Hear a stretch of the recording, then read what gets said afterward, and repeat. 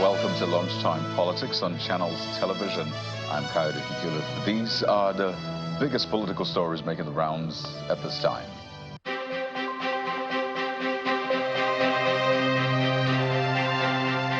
What next? Now that the president has given security heads an enough is enough order to restore peace and security in troubled areas.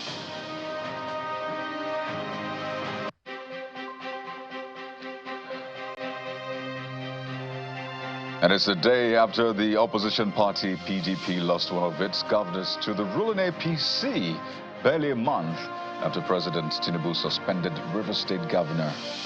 Well, we now see the Delta State Governor, Sheriff Oborowori, willfully moving to the APC.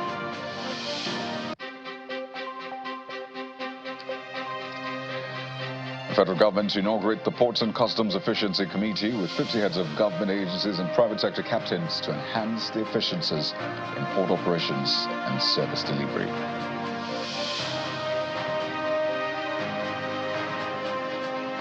To begin with security, President Bola Tinubu has directed an immediate overhaul of national security strategies, demanding urgent action to end the escalating violence in Borno, Benue, Plateau, Kwara states, and other areas that may have experienced security breaches. President Bola Tinubu said this during a closed meeting with National Security Advisor Nuhu Ribadu and intelligence chiefs at his official residence in the State House, Abuja, where he directed them to work with state governors to check the growing wave of insecurity in some parts of the country. Speaking after the meeting, the National Security Advisor said the president received reports from the security chiefs and also gave them new directives to ensure there is peace and security in the country.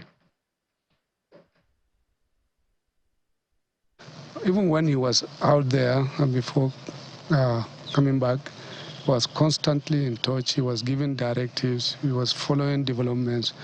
And we, in charge of the security, got the opportunity today to come and brief him properly for hours. And it was very, very detailed, and it was exhaustive. It was complete and A to Z what has been the case and what's been happening today. And we listened and we took instructions from him. We got new directives. The fact is, Mr. President is insisting and working so hard to ensure that we have peace, security, and stability in our country.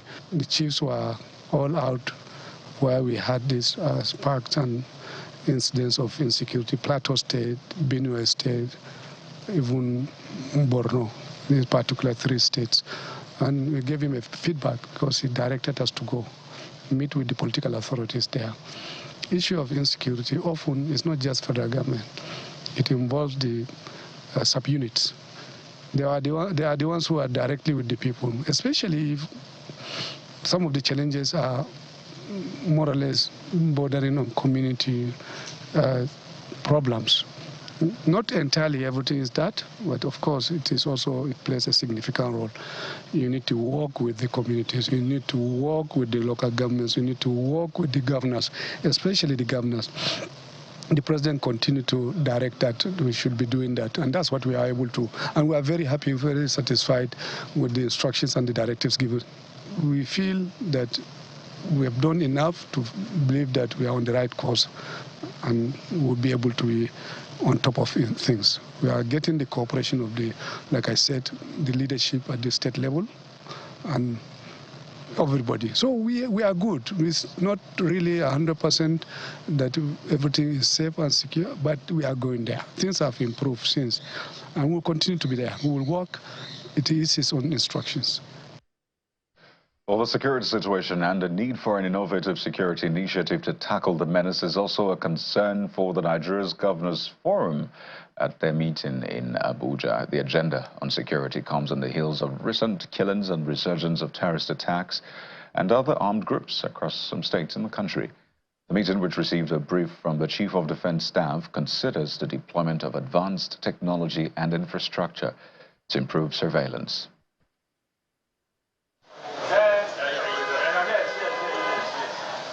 It's the regular meeting of the Nigeria Governors Forum to discuss some national issues. And top on the agenda for the day is the issue of security.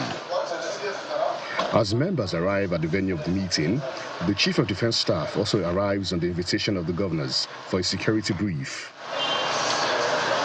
Welcome, sir. The meeting, which was well attended by members, held behind closed doors for over 4 hours, after which the governor of Imo State briefs journalists. The forum received a presentation from the Chief of Defense Staff on an innovative security initiative aimed at strengthening national and sub-national capacity for early threat detection and coordinated response. The project envisions the phased deployment of advanced technology and infrastructure to improve surveillance, crisis management, and public safety. Governors expressed support for the initiative's objective and underscored the importance of technology-driven solutions in addressing evolving security challenges at the state level. Benue, Plateau, and Borno are among the states that have recently witnessed brutal killings of citizens. And the governor of Kaduna State is seeking an end to what he describes as the blame game. In my last interview, I made it clear that we are not having enough boots on ground. So no matter how we try to address the issue, we have to look at other aspects, particularly looking at non-kinetic approach, because when you look at the security agencies in Nigeria, look at the military. Like I said, we have less than 300,000 military personnel in Nigeria. You look at the entire police personnel in Nigeria, there are less than 400,000. We're a country of about 230 million. So there are a lot of ungoverned spaces in Nigeria. You can, whether in the north, in the south, or everywhere. So we have to look at other areas of addressing the issue of insecurity. That is the reason why I believe we have to work, all of us together. We don't need to blame each other. We have responsibility. We are leaders. We must address the problem. Insecurity is a major challenge across the country, and many residents hope that the governors who are the chief security officers of their states will be alive to their responsibilities to protect lives and properties. Is Kwara under any threat of becoming another heaven for banditry? Well, that's a concern for residents of the state due to the recent attacks in Kayama and Baratan local government. The Chief of Army Staff, Lieutenant General Olufemi Aide, has charged soldiers to flush out this new terrorist group in both local government areas of Kwara State in the next 1 month to guard against the spread of their activities to other regions of the country. The Army Chief, while encouraging the troops, says the country cannot afford to allow bandits spread out to other parts of the country. As part of efforts to curb the spread of activities of a new terror group around 2 local governments in Kwara State, a Chief of Army Staff is in Kwara State at Sobi Barracks, Ilorin, to motivate the troops who will soon move to the affected area. But I want to see my schools. While addressing the troops, the Chief of Army Staff charged them to flush out the bandits in the 2 local governments. If we allow this thing to fester, that means we're going to have another Northeast in our. So you are out here, and I know you can do it, to make sure those people leave that place. For us, if they want to enter another country, that's their business. But you must push them out of those forests, so that we will not have another set of Boko Haram disturbing us here. So do you promise me that? Assuring them of all necessary support, he urged the troops to go out with full force. I've given a few gun trucks, and any support they require, we'll make sure we give them, including the air, to support you in operation. So that in the next 1 month, and listen to me, the earlier you solve this problem and go back to your families, the better for you. Speaking afterwards, he assures that this disturbance will not affect other parts of the country. You are very correct that we have had some attacks in those areas like Kayama, Baratan, Aide, and Co. We are addressing those challenges, and I can tell you in the next 1 month, things will be different.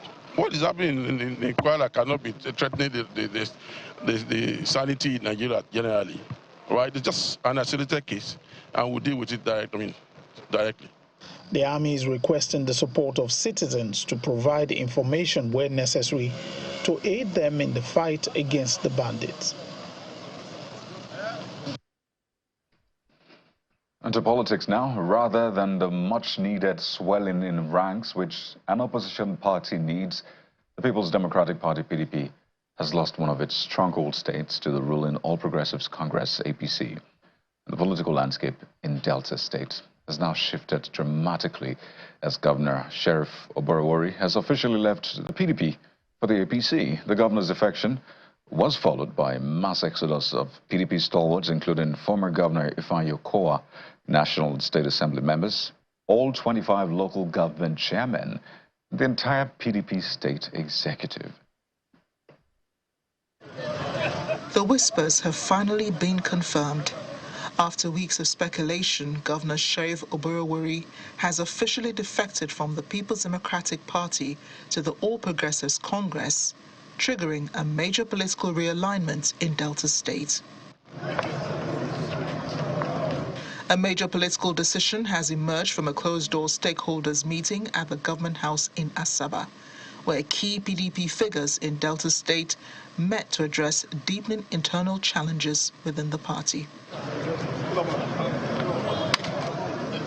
The high-stakes meeting at Government House Asaba, which preceded the mass defection in Delta State's political landscape, saw the attendance of several key figures and numerous top PDP executives and influential stakeholders from across the state. It is said that when the taste of the palm wine changes, the drinking pattern also changes. And the leaders of the party, in the course of the consultation, were unanimous in their view that the political temperature have changed, the taste of the palm wine in this instance have also changed, and there was a need for us to adjust the drinking pattern. And in adjusting that drinking pattern, we needed to take a decision that will further help to cement the development in our state, to build the bond of love that have existed in our state, to further advance the cause of security and welfare of our people, and to a very large extent, ensure that development in Delta, because every politician is local, is not truncated. And in taking that decision, we came to the inevitable conclusion that moving out of the PDP is very, very necessary for us to be able to collaborate with our kith and kin and build that state that every Delta will be proud of. The leaders do not just confirm their exit from the PDP, they also offer key reasons behind the decision, citing internal challenges and the need for a new political direction. If you look well,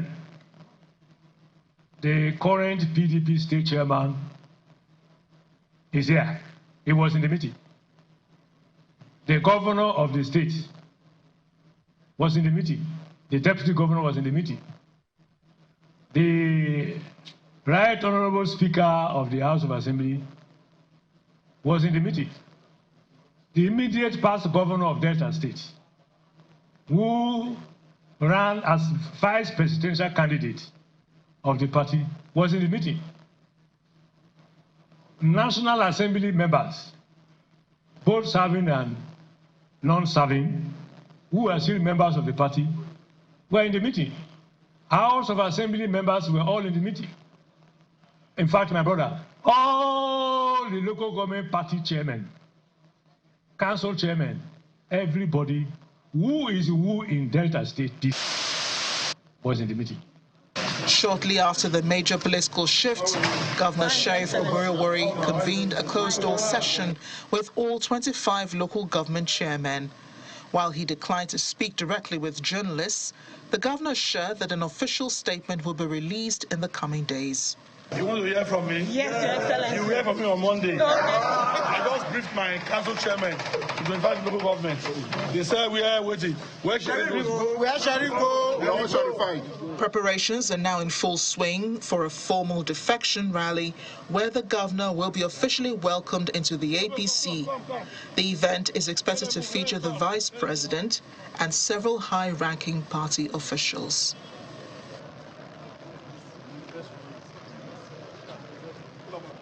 Well, we'll bring you more on that story, but let's also tell you that the federal government is set to inaugurate the Ports and Customs Efficiency Committee, the PCEC, as it is to be known.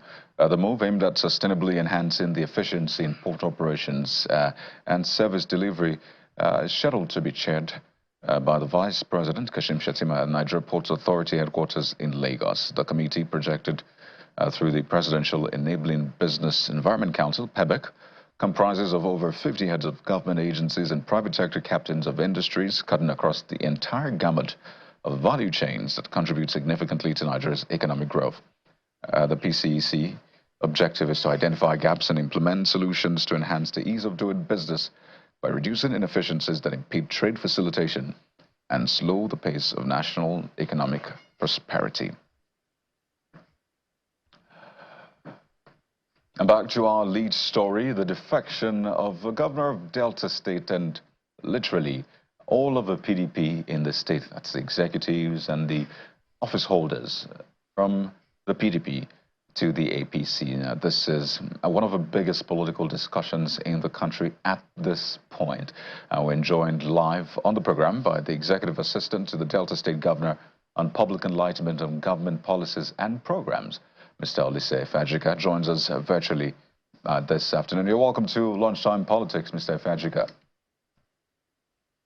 Thank you for having me. Good afternoon. Good afternoon.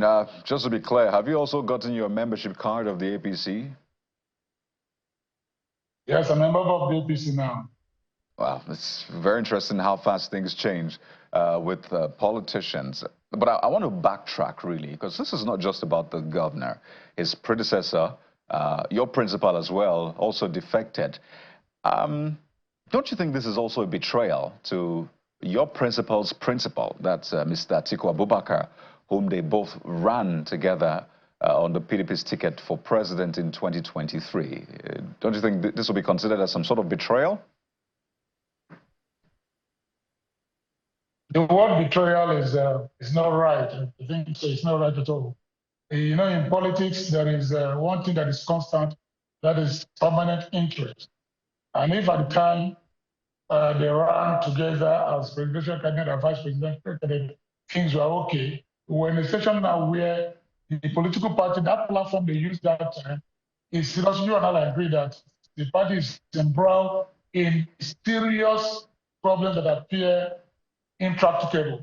And at times like this, after looking at the entire gamut of the problems of the party, individuals are entitled to chart their courses, you know, as it were. And that's exactly what happened there. So the word betrayal, I want to consider it not right. He didn't betray anybody. You would have seen in the last days, so to say, you see Atiku as the principal that time, going around the country with some persons that have left their parties too, trying to see how they can move around for their own future in politics. That's the way it is. So the word betrayal does not arise at all. I use that advisedly. Anyway. I use that advisedly because this is a man, I'm talking about former vice president and the PDP presidential candidate. This is a man who is looking for coalitions, is looking to get a lot more people on board the opposition coalition such that they can find a way to get the APC out of power. So his trusted ally, his number 2 man, his vice presidential candidate, leaving him will definitely not sit well with him. And that's why I use the word betrayal. You're talking as if you said definitely not sit well with him. You don't know that. And when he was going around and saying for the things you saw, at the time he was going around from your estimation that he was looking for how to have a coalition, I'm sure you didn't see his vice presidential candidate at that time with him, not that movement. So you wouldn't know what may have happened. Besides, in seeking for a coalition, you remember that about a fortnight ago, the PDP Governors Forum had a meeting in Ibadan where they came out to say that they are not going to be in any coalition. They are not going to be in any merger, that they are going to go it alone. And that alone, has shut out every other thing about negotiating for a merger. And it gave room for people to charge their courses, whichever they want to be in politics. That was the issue of betrayal and all that. But I'm sure in all of this, there must have been personal consultation on what should happen to individuals for their faith in politics. That is the way it is. Right. So you're saying that they fell out a while ago, and that's why we've not been seeing them together. They didn't fall out. They didn't fall out. What I'm saying is that you wouldn't know what happened. And if you're saying that Elijah Bokatiku was going around seeking maybe ways to have PDP in a coalition and all of that, I said you wouldn't know what might have happened if in doing all of that, and those he was trying to be for are not agreed with it. They're not on the same table.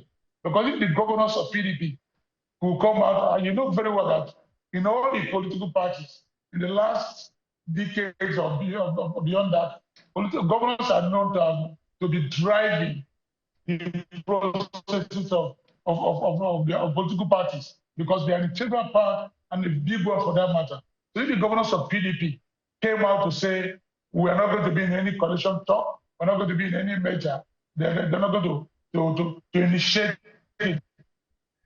If any party wanted to join, any party was free to come, but they are not ready to begin to do a merger talk.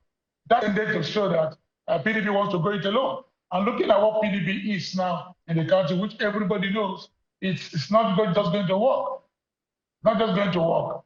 All right. I think you are corroborating the point I made. Having a fallout means they disagreed. So if the governors disagree there's no disagreement. Pardon me. If the governors say that they're not forming a coalition, pardon me to land.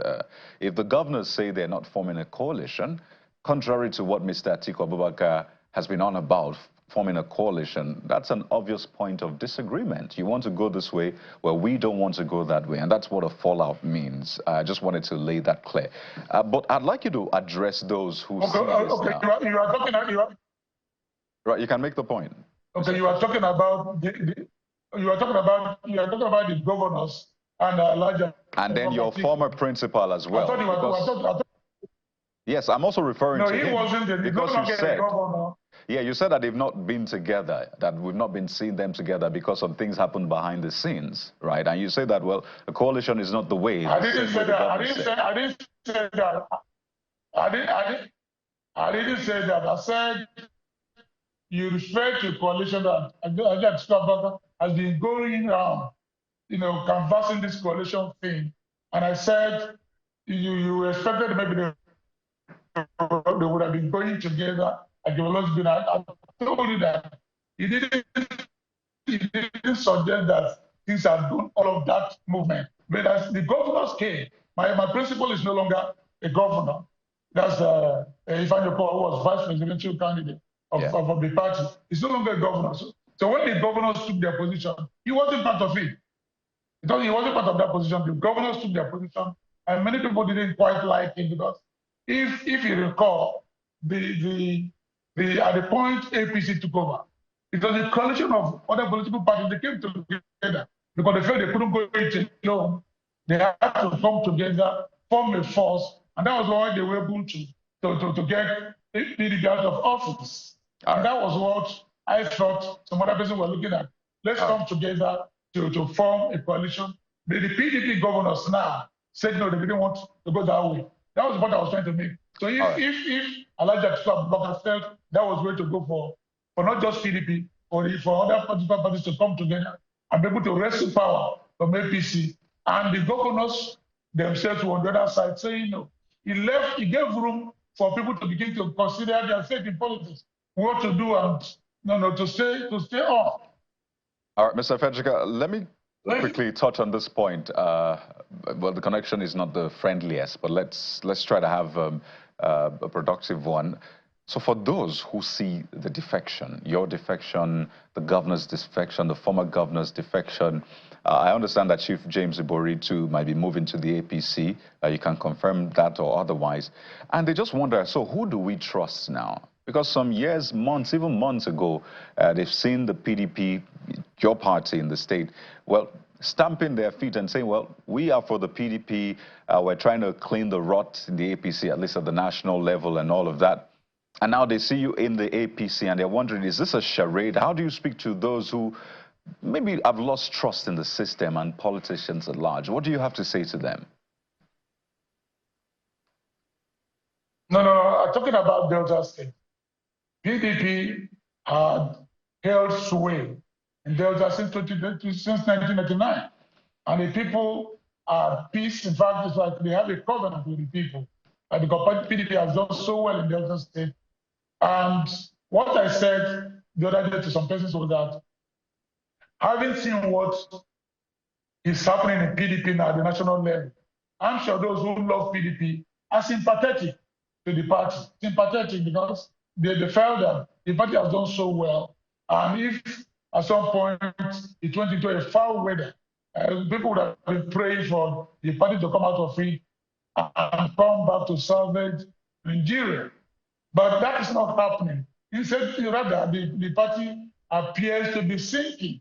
All solutions being profiled by leaders of the party to put it on track again and see how hope can be restored for the party to come back. All that appear to be going down the drain. So it's only proper that political parties and governments in their respective states begin to have a regime on how to stay on and be relevant in the system, particularly in Delta, where we think and we know that PDP has been doing very well. And it doesn't want to stop doing very well. And I tell you that the movement of the governor and the entire members of PDP in Delta State is good for us in Delta State because the governance that has always been there will continue to be. We don't want distraction because what was happening in PDP was some sort of distraction to the government of Delta State. While governance was on, you see the thinking of the party how to support in providing solution to all these problems. That was a sort of distraction. But now, with all that put behind from yesterday, the government will better focus now on the issues of governance in the state. All right, Mr. Fajika, because of time, just quickly speak to this. Would you be surprised then if the EFCC still comes after former Governor Okowa? Would that be shocking to you?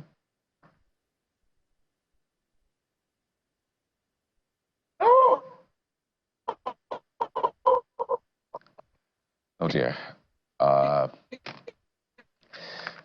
Well, Mr. Fajika, I think the connection, I said, we have to anchor at this point, but hopefully we can continue this conversation some other time. We're speaking with Mr. Olise Fajika, who's Executive Assistant to the Delta State Governor on Public Enlightenment, government policies and programs. He was also working with the administration, the former administration of former Governor Ifeanyi Okowa. Well, you've been served on Lunchtime Politics today. Thank you for watching. I'm Kaido Kikilu. To stay with Channels Television for all of your breaking stories. Goodbye.